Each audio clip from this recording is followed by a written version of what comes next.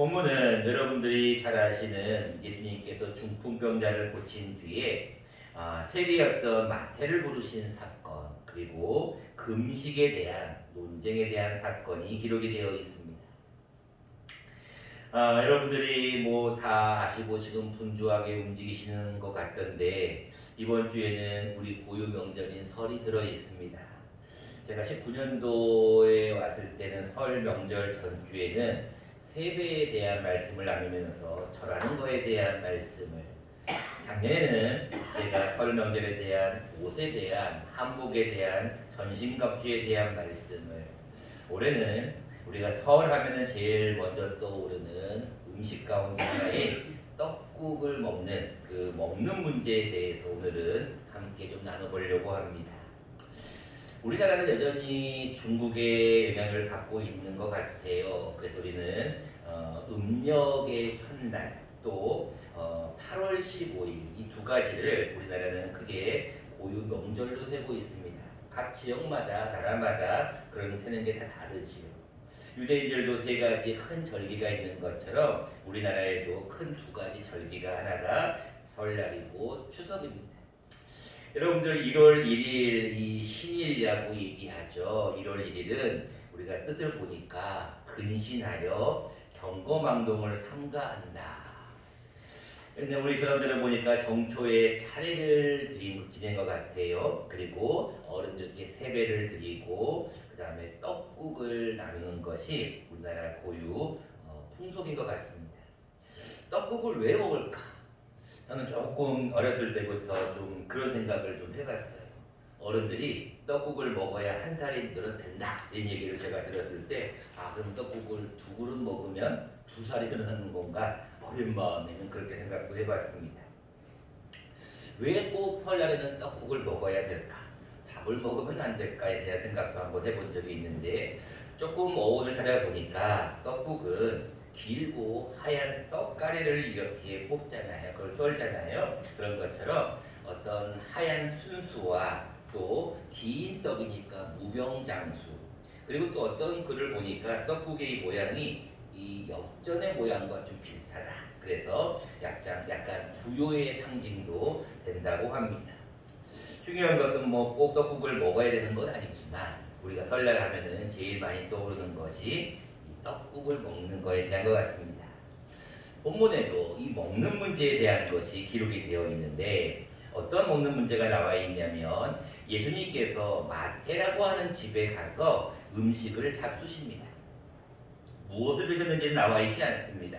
그렇지만 중요한 것은 음식을 잡수셨는데, 이때 예수님과 마태만 음식을 드신 게 아니고 그 마태가 많은 세리와 죄인들을 부른 것 같아요.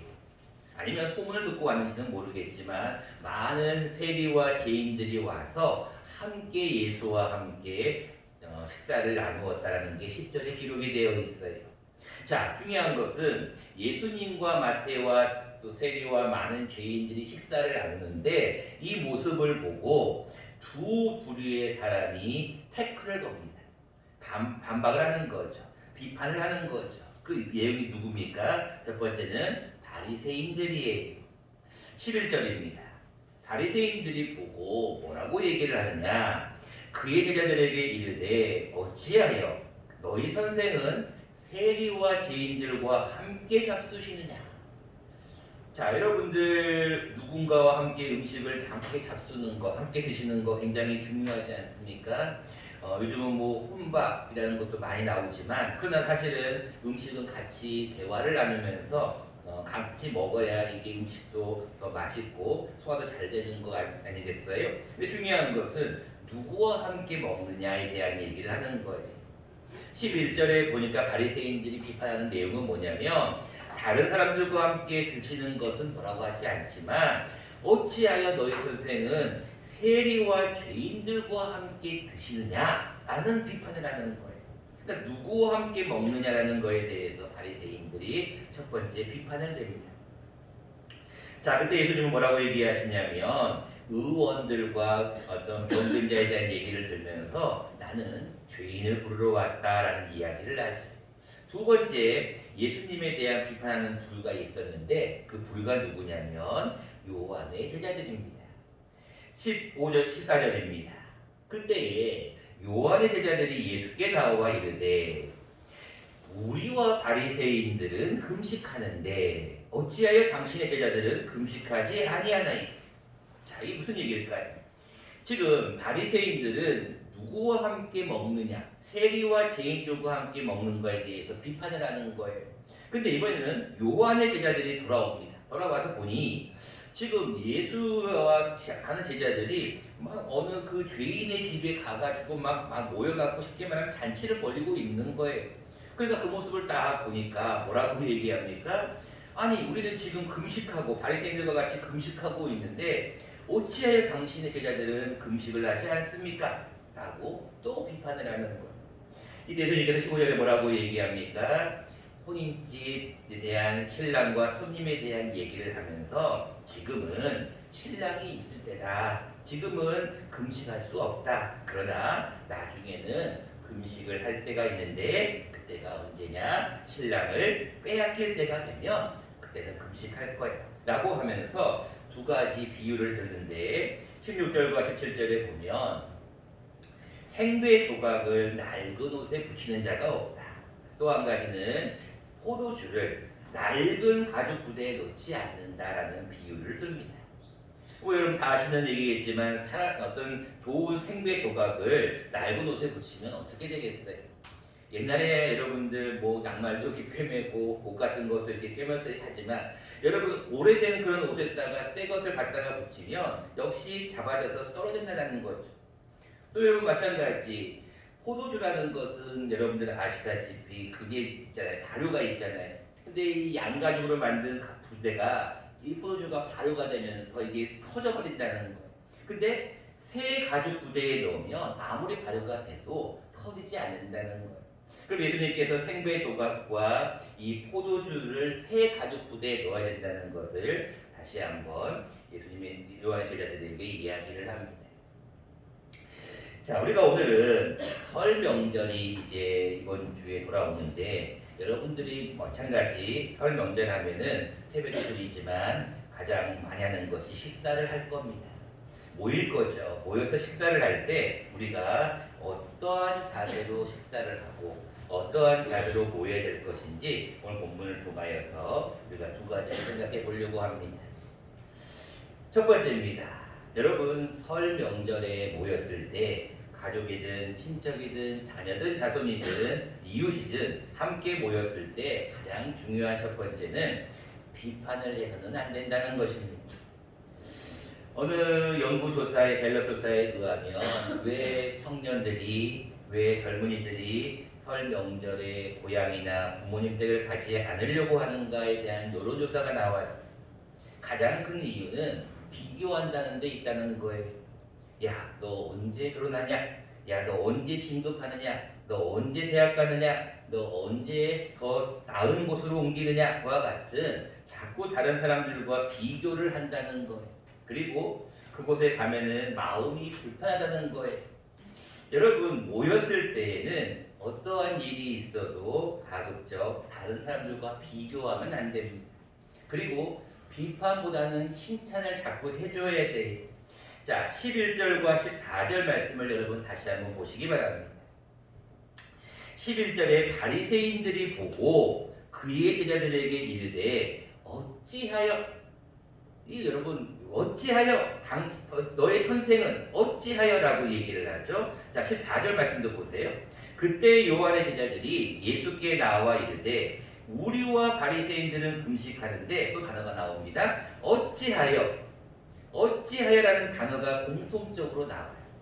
여러분 바리새인들의 이야기가 틀린 얘기일까요? 지금 저 사람들은 죄인들이에요. 우리가 알다시피 창녀라고 하는 또 우리가 세리라고 하는 거는 유대인들 사회의 죄인들이에요. 죄인들. 근데 죄인들과 함께 먹는 것을 보고 아니 왜 저렇게 저런 사람들과 함께 먹지? 라고 우리가 비판할 수도 있잖아요. 우리가 어떤 뭐 사회의 어떤 모습이나 정부의 어떤 모습을 보고 잘못되면 왜 저러지? 라고 우리가 비판할 수가 있잖아요. 근데 우리가 볼 때는 이게 비판이라는 것이 잘못된 게 아닌 것 같아. 또 요한의 제자들도 마찬가지. 자기들은 지금 금식하고 있는데 아니 저들은 먹고 마신단 말이에요. 자, 중요한 것은 그들이 어떤 생각이나 말이 잘못된 것보다도 그들의 자세가 가서 무슨 이유가 있어서 이렇게 함께 식사를 드십니까? 어떤 사정이 있습니까? 라고 알아보는 것이 아니라 먼저 비판을 하는 것. 쉽게 말하면 선입관을 갖고 모든 걸 대한다는 거예요. 여러분, 항상 그렇지만 우리 신앙에서 가장 중요한 부분은 사랑입니다. 여러분, 사랑이 무엇인가요? 아까 여러분 교동문에서 우리가 왜 갑자기 사랑이라는 그 교동문을 읽었느냐? 여러분, 사랑에 대한 가장 큰 특성은 뭐예요? 사랑은 언제나 오래 참고해요. 첫 번째 속성입니다. 사랑은 언제나 오래 참고 온유하며 시기하지 아니하고 자랑하지 아니합니다. 여러분, 사랑의 가장 큰 특성은 참아주는, 기다려주는 거예요. 근데 바리새인들은 뭐라고 해? 어찌하여 죄인들과 함께 먹냐는 거예요. 요한의 자들도 마찬가지. 어찌하여 금식하지 않냐는 거예요. 여러분, 사정을 먼저 알아봐야죠. 그리고 어떤 문제인지 봐야죠. 그 다음에 무엇을 따지고 시시비비를 가리는 건 옳지만 먼저 비판을 하게 되면 사람은 거기에 대해서 어떤 변화도 가질 수가 없습니다. 여러분, 잘 아시는 말이지만 제가 와서 여러분들에게 첫 번째 손가락의 비밀 했는데 혹시 기억이 나시나요? 이 뭔 뜻이었죠? 당신이 뭡니다? 기억하시네. 맞아요. 여러분, 자꾸 칭찬해 드려야 돼요. 여러분, 격려하고 칭찬하는 것만큼 좋은 변화의 방법이 없어요. 여러분, 잘 아시는 얘기잖아요. 서로 돌아보아서 사랑과 선행을 격려하는 것이 하나님의 뜻이에요. 근데 우리는 자꾸 비판하지 말라. 마태복음 분명히 말씀하고 있잖아요. 비판하지 말라. 비판하는 것으로 너희가 도리어 비판을 받는다 그러잖아요. 정죄하지 말라. 분명히 말씀하고 있는데 우리는 자꾸 비판을 하려고 그래. 대표적인 경우가 누굽니까? 이 바리새인들이. 여러분, 바리새인의 뜻이 무엇인지 혹시 아세요? 바리새의 사람이라는 뜻이죠. 이 바리새라는 뜻은 여러분들 분리가 되었다는 뜻이에요. 여러분 어떤 거를 볼 때 좀 분리가 되거나 다른 사람과 다른 이유가 무엇일까요? 이들은 제가 좀 특별하다는 거예요. 나는 좀 다른 사람과 좀 다르다는 거예요. 근데 이들이 하는 기도를 잠깐 들어볼까요? 그들이 하나님 앞에 감사 기도를 하는데 어떤 감사 기도를 하는지 우리가 자막을 보면서 함께 한번 읽어보면 좋겠습니다. 자막을 보고 한번 그들의 기도에 대해 한번 읽어봅시다. 시작. 바리새인은 서서 따로 기도하여 이르되 하나님이여, 나는 다른 사람들 곧 토색, 불의, 간음을 하는 자들과 같지 아니하고 이 세리와도 같지 아니함을 감사하나이다 라고 누가복음 18장에 말씀하고 있습니다. 자, 그들이 하는 이 감사의 기도, 여러분 어떻게 생각하십니까? 이거는 기도의 내용이 아니에요. 여러분, 기도가 뭐예요? 하나님 앞에 나는 죄인입니다. 나는 하나님의 도움이 필요합니다. 이게 기도잖아요. 근데 지금 뭐라고 기도합니까? 하나님, 나는 다른 사람들, 곧 토색, 불의, 간음하는 자들과 같지 아니하고 특별히 이 세리와도 같지 않다는 것을 감사한다는 거예요. 여러분, 이 세리가 지금 여기 나와 있는 마태와 같은, 물론 본문 누가복음 다른 내용, 다른 틀이지만 세리와도 같지 않음을 감사한다는 거예요. 여러분, 이 기도에 대해서 하나님, 예수님이 뭐라고 얘기하십니까? 옳지 않다는 거예요. 여러분, 하나님 앞에 기도하는 것은요, 이런 기도가 필요해요. 하나님, 나는 저 사람들과 같지 않고 나는 하나님의 말씀대로 잘 삽니다. 그래서 나는 좀 특별한 존재예요. 좀 인정해 주세요. 나를 좀 알아주세요. 여러분, 이게 기도가 아니에요. 어떤 분들은 대표 기도를 시키거나 어떤 기도를 들어보면 자신 자랑을 막 하셔. 자기 교회를 막 자랑하. 우리 교회는 이것도 하고 저것도 하고, 우리 가정은 이것도 하고 저것. 하나님이 모르시나요? 다 알고 계셔요. 하나님이 안 보고 계시나요? 다 보고 계셔요. 하나님 살아계시잖아요. 하나님이 귀가 멀으신가요? 하나님 눈이 안 좋으신가요? 다 알고 계셔. 그렇게 하나님 앞에 기도할 필요는 없어요. 근데 바리새인 하나님 앞에 책망 들었던 이유가 뭐예요? 바리새인은 자기를 자꾸 드러내려고 하는 거야. 그러다 보니까 남을 자꾸 비판을 하는 거야. 왜? 나는 옳으니까 너는 틀려야 된다는 거예요. 그 여러분들 자꾸 남을 판단하고 정죄하고 비판하는 사람들 가만히 이야기를 들어보면 결론은 한 가지. 뭔 얘기일까요? 나는 훌륭하다는 거예요. 나는 너와 같지 않다는 거예요. 근데 그런 기도를 예수님이 아니다라는 거예요. 잘못됐다는 거예요. 여러분, 바리새인들과 요한의 제자들의 그 비판이 옳은지 그른지는 우리가 사실은 그들의 입장에서 또 보면 옳을 수도 있고 틀릴 수도 있어요. 그런데 먼저는 우리가 해야 할 일이 무엇이냐면 비판하는 자들을 내려놓으셔야 돼요. 그러니까 여러분들 설 명절 때 이번에 누구를 만나든지 자꾸 비판 정죄하지 마시고 비교하지 마시고 칭찬을 자꾸 한번 해주보세요. 여러분, 여기 나와 있는 이 토색이라는 말이 무슨 말이에요? 돈이나 물품을 강요하여 억지로 달라고 빼앗는 거예요. 자기는 그렇게 하지 않았다는 거예요. 자기들은 죄인이 아니라는 거예요. 근데 예수님이 뭐라고 얘기하셔요? 하도 바리새인 보고 나는 일주일에 2번 금식합니다. 소득의 11조를 드립니다. 나는 그 기도를 듣지 않겠다는 거예요. 여러분, 하나님 앞에 나아갈 때는 항상 자기 자신보다는 남을 조금 배려하는 모습, 그리고 자기 자신에 대해서는 좀 엄격할 필요가 있어요. 근데 사람들은 자기 자신을 자꾸 드러내기 위하여 자꾸 다른 사람을 비판하는 모습은 옳지 않다라는 것을 성경은 말씀하고 있습니다. 두 번째입니다.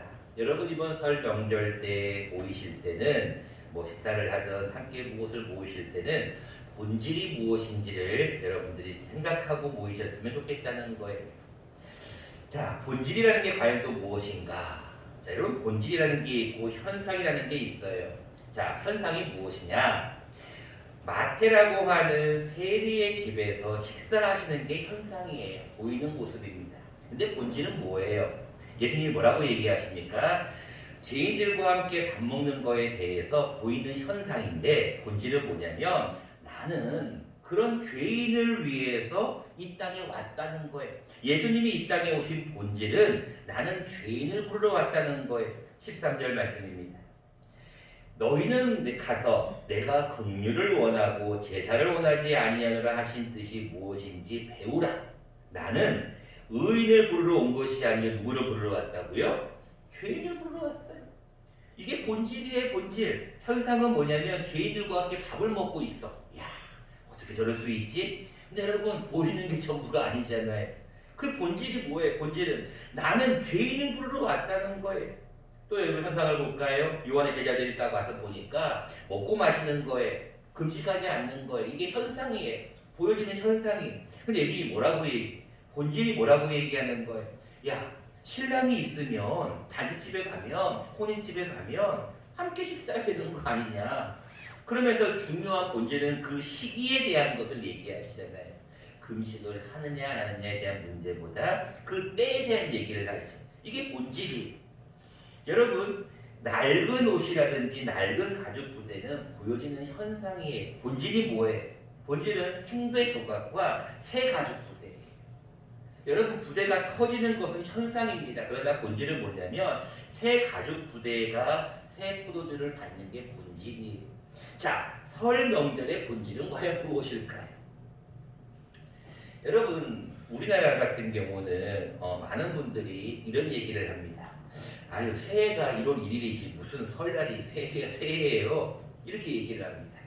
그래서 1월 1일을 시키면 되지, 신정을 지내면 되지, 부정이 뭐하러 필요해요? 이렇게 얘기하시는 분들이 있어요. 자, 여러분, 본질은 무엇이냐면 새해든 1월 1일이든 부정이든 가장 중요한 본질은 하나님께서 어떤 날을 우리에게 주셨다는 거예요.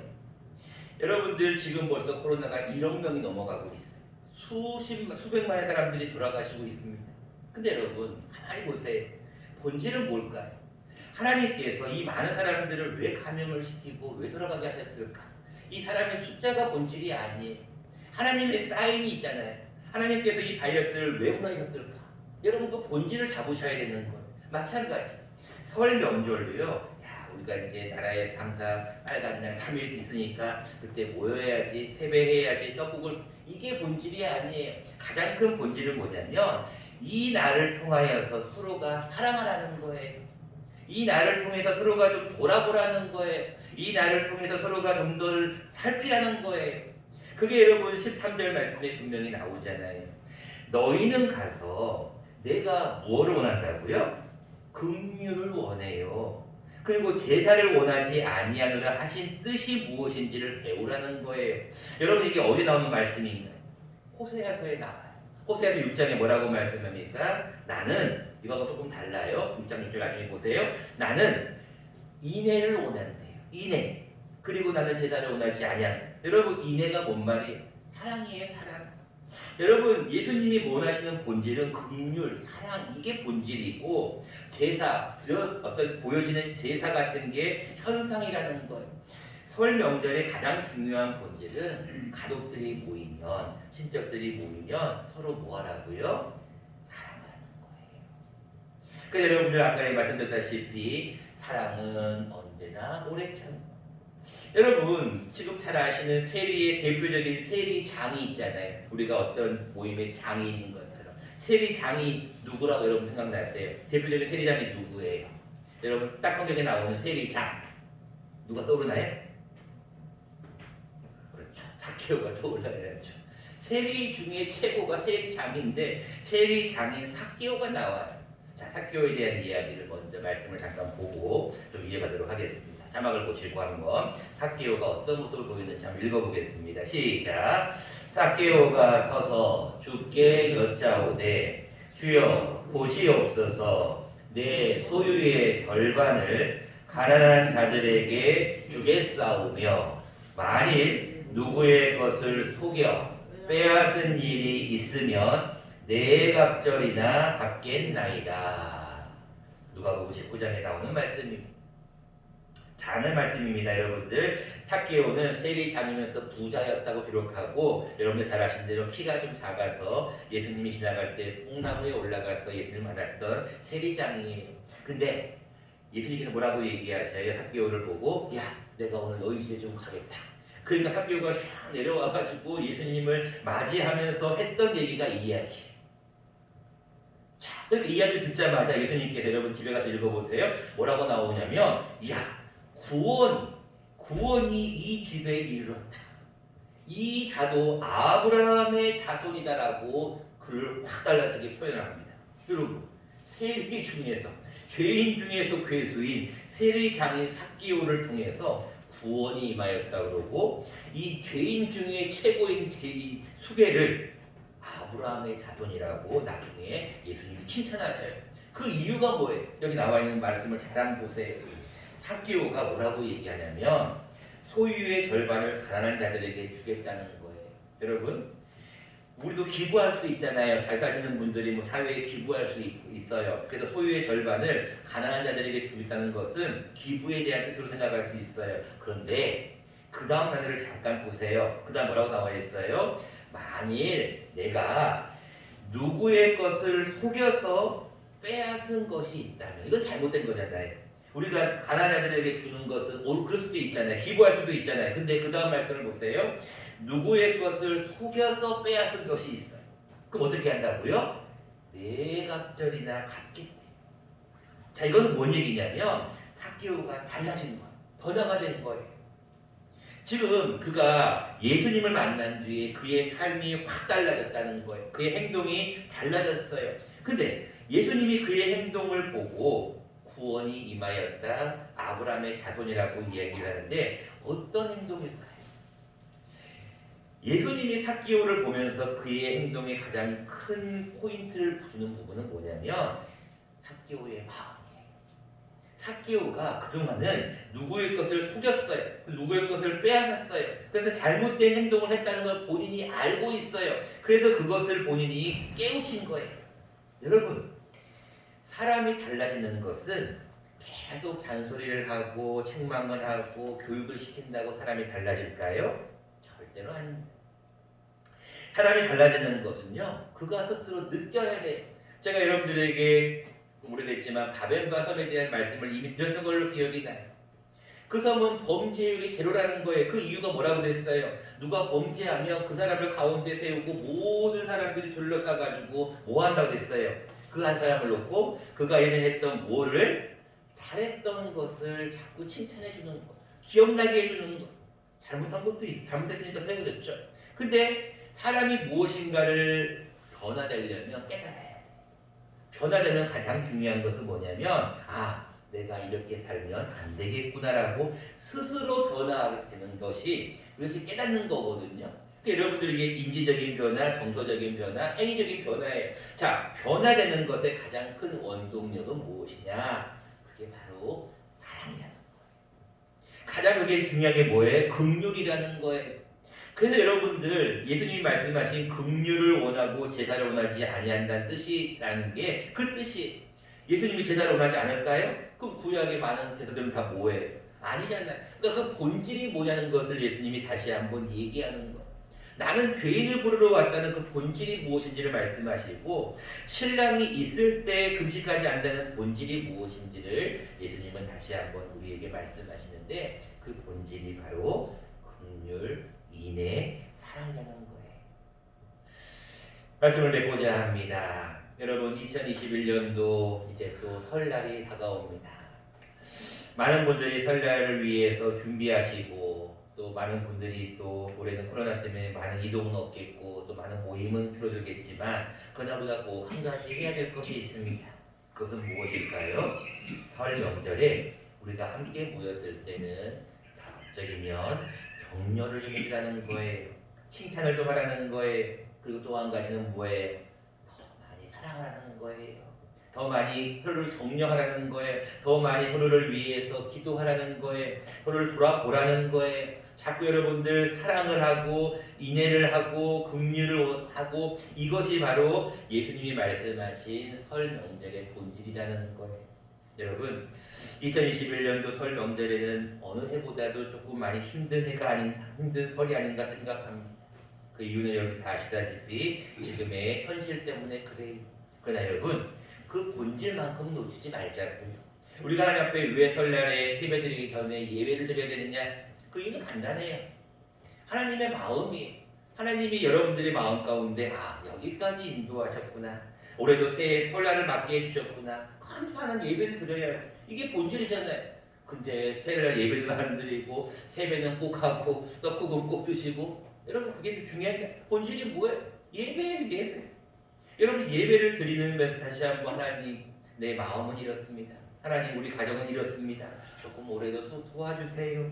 하나님에게 기도하는 거예요. 이게 여러분이 예배라는 걸 기억하셔서 2021년도에 모이시면 항상 여러분 비판보다는 칭찬을 그리고 모일 때는 늘 본질인 긍휼의 마음을 소유하고 이번 설 명절도 승리하고 돌아오는 저와 여러분 되시기를 간절히 축원합니다.